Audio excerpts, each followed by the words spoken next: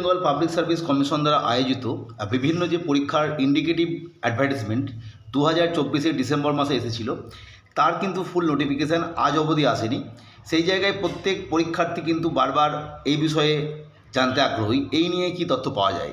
এই বিষয়ে WBPSCর ক্ষেত্রে মূলত প্রাক্তন যিনি সেক্রেটারি স্যার ছিলেন, লীলাদ্রি স্যার, তিনি কিন্তু বিভিন্ন তথ্য ছাত্রদের তুলে ধরেন এই রিগার্ডিং যে এই বিষয়ে কি তথ্য পাওয়া যাচ্ছে।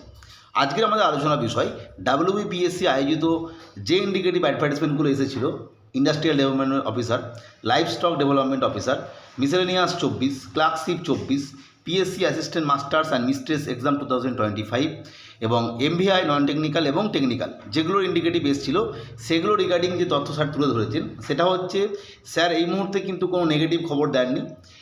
পজিটিভ যে খবর সেটাও বলবো না, কিন্তু স্যার এটা বলেছেন অন্যান্য ক্ষেত্রে যেমন বলেন যে এই মুহূর্তে দেরি হবে বা কিছু, সেক্ষেত্রে স্যার জানিয়েছেন ধৈর্য ধরুন, কিছুদিন অপেক্ষা করুন, যেহেতু নতুন বডি নিয়োগ হয়েছে, নতুন চেয়ারম্যান সহ মেম্বার, ফলে এর পরেই কিন্তু এই বিষয়ে কিছু আশা করা যেতে পারে। অর্থাৎ স্যারের বক্তব্য অনুযায়ী স্যার যেহেতু বলেছেন ধৈর্য ধরুন, ফলে সেই জায়গা থেকে তোমরা এতদিন নিশ্চয়ই অপেক্ষা করেছো, আর কিছুদিন অপেক্ষা করো, খুব শীঘ্রই হয়তো এই ইন্ডাস্ট্রিয়াল ডেভেলপমেন্ট অফিসার এবং PSC অ্যাসিস্ট্যান্ট মাস্টার এবং মিস্ট্রেস এই দুটোর ক্ষেত্রে যে ফুল নোটিফিকেশান সেটার আসার সম্ভাবনা সবথেকে বেশি প্রথম দিকে।